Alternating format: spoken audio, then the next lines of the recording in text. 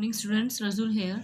In previous video, we did first step of crop production, that is preparation of soil means plow. Preparation of soil का हमने detail में complete पढ़ लिया था. ठीक है, आज हम पढ़ेंगे sowing of seeds. First is sowing of seeds.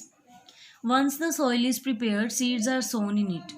अब देखो हमने डिटेल में पढ़ लिया था सारा कि कैसे कैसे पहले प्लो किया जाता है. ठीक है, उसके बाद लेवल में किया जाता है उसको, और उसके बाद उसको उसमें फिर सीड्स को लगाया जाता है. ठीक है, so the process of putting the seeds in soil is called sowing. ठीक है, तो सीड्स को पुट करना सॉइल के अंदर, उसको सोइंग कहते हैं.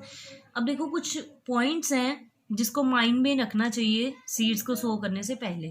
ठीक है, point to be kept in mind while sowing seeds. First one is seeds should be of good quality and healthy.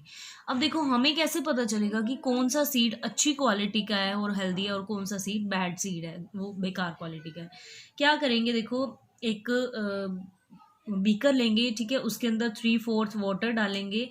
ठीक है, वाटर डालने के बाद उसके अंदर जो हमने सीड्स लगानी है उनको अगर हम डालेंगे पानी के अंदर, तो कुछ देर बाद क्या होगा कि जो गुड सीड्स होंगी, जो अच्छी क्वालिटी की सीड्स होंगी, वो नीचे बैठ जाएंगी, और जो बेकार होंगी, जो नहीं हो सकती है सीड, सो नहीं हो सकती है, बैड सीड्स जिनको बोलते हैं, वो सारी ऊपर आ जाएंगी, मतलब वो तैरनी शुरू हो जाएगी. ठीक है, तो जो तैरी हुई सीड्स हैं वो सो करने लायक नहीं है, और जो डूबी हुई सीड्स हैं वो अच्छी हैं और गुड क्वालिटी की है, हेल्दी है. ठीक है, तो इससे ये हमें ऐसे पता चल जाता है कि कौन सी सीड्स गुड क्वालिटी की हैं. They should be sown at correct depth in the soil. Soil में उनकी डेप्थ जो है वो करेक्ट होनी चाहिए, ताकि हर एक सीड को अच्छे से सारे के सारे मिनरल्स मिल सकें. Seed should be sown at proper distance from each other. ठीक है, मतलब उनके अंदर ओवर क्राउडिंग नहीं होनी चाहिए, भीड़ भाड़ नहीं होनी चाहिए, तभी उनको प्रॉपर वाटर या प्रॉपर न्यूट्रिएंट, सनलाइट सब कुछ मिलेगा. ठीक है, seed should be sown at proper distance from each other to prevent overcrowding of plants.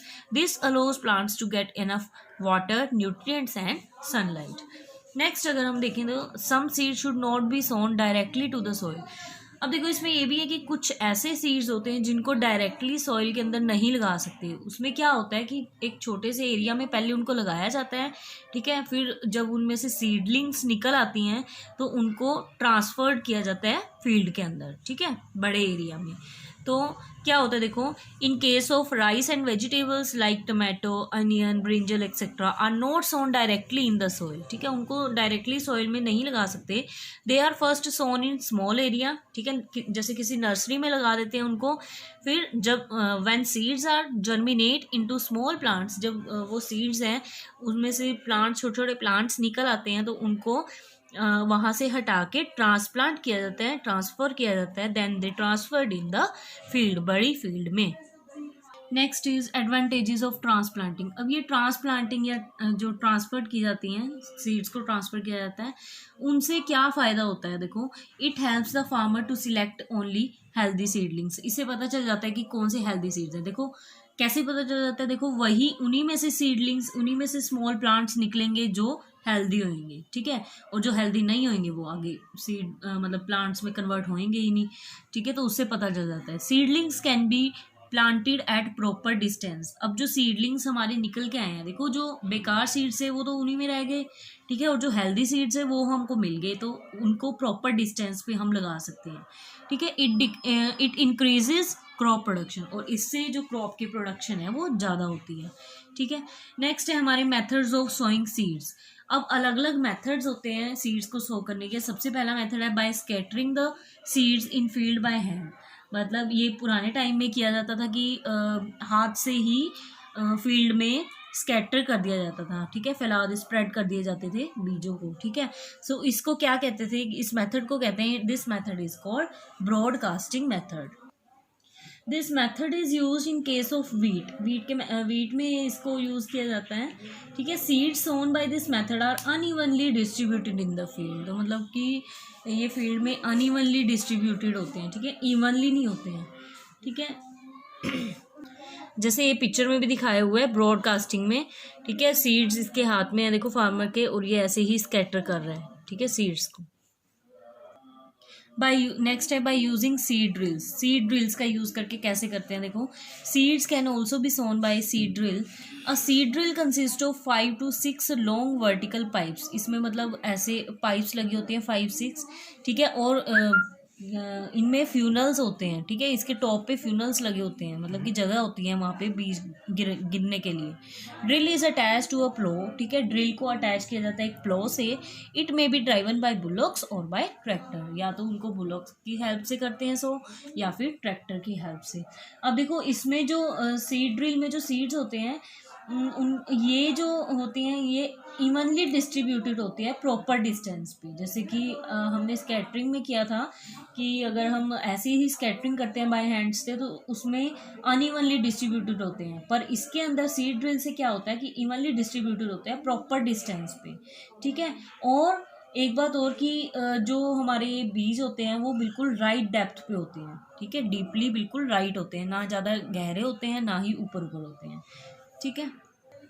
ये देखो इसमें पिक्चर भी दिखाई हुई है, ठीक है, वर्टिकल यहाँ पे पाइप्स लगे हुए हैं, यहाँ पे प्लो है, ठीक है, और यहाँ ये देखो यहाँ पे सीड डाले हुए हैं और यहाँ पे फिनल्स हैं, ठीक है, यहाँ से ये निकलती हैं सीड्स राइट डेप्थ पे। देखो ये डिस्टेंस बिल्कुल प्रॉपर है, ठीक है, तो इतने ही डिस्टेंस पे जाएगी सीड्स सारी। अब देखो हमारे 2 स्टेप्स हो चुके हैं। फर्स्ट हमारा स्टेप था क्रॉप प्रिपरेशन ऑफ सॉइल, ठीक है, जिसमें प्लॉ के बारे में बताया हुआ था, प्लॉइंग के बारे में और लेवलिंग के बारे में। उसके बाद हमारा हो गया सोइंग ऑफ सीड्स। अब थर्ड वन है हमारा एडिंग मैन्योर्स एंड फर्टिलाइजर्स, ठीक है, मतलब सीड्स को सो करने के बाद हमारा स्टेप होता है फर्टिलाइजर्स। अब देखो एप्लीकेशंस क्या होती है मैन्योर और फर्टिलाइजर्स की, क्या फ़ायदे होते हैं मैन्योर और फर्टिलाइजर से।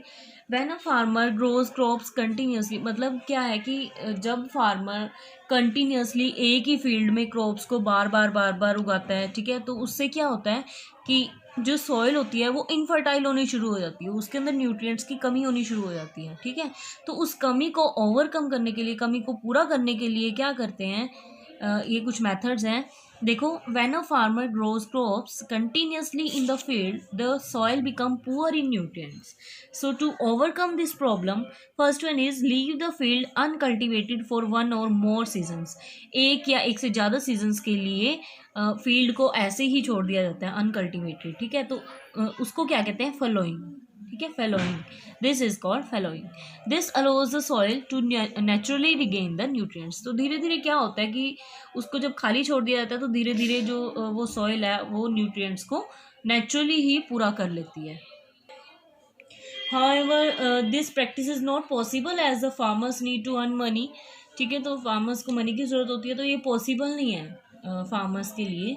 सो for economic reasons fallowing is not practices. Next है हमारा add manures and fertilisers to the field from time to time. अब दूसरा हमारा स्टेप क्या है कि उसको रिगेन करने के लिए, उनके सॉइल के न्यूट्रिएंट्स को वही करने के लिए कि उसके अंदर मैन्योर्स और फर्टिलाइजर्स को ऐड किया जाए टाइम टू टाइम। अब देखो मैन्योर और फर्टिलाइजर क्या होते हैं, the substances which are added to field in the form of nutrients for growing good crops are called manures and fertilisers. जो सब्सटेंसेस को ऐड किया जाता है फील्ड में ताकि उनकी जो न्यूट्रिएंट्स हैं सॉइल के उनको पूरा किया जा सके, तो उनको क्या बोलते हैं manure and fertilisers. Third one है practice crop rotation and mixed cropping to improve the fertilities. तो देखो क्रॉप रोटेशन क्या होता है, the practice of growing different crops in different seasons in rotation. मतलब क्या है कि अलग अलग क्रॉप्स को उगाना डिफरेंट सीजन्स में। ऐसा नहीं है कि अगर एक ही क्रॉप उगा रहे हो तो उसी को ही आप लगाओ, ठीक है, हर एक सीजन में।